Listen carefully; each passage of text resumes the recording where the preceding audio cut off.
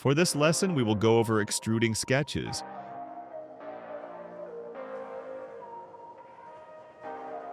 We will first start by going to the toolbar and selecting the sketch feature.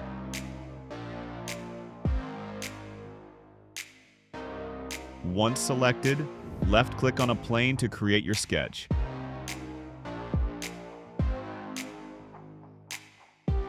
Create your sketch.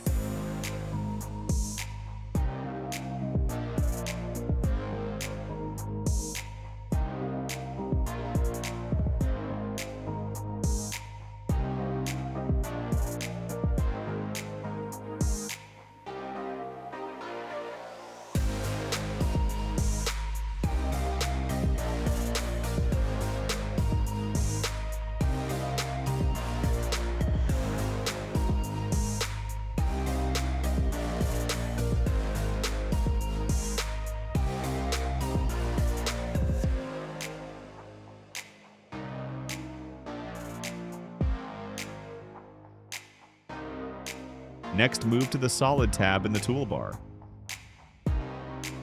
Select Extrude.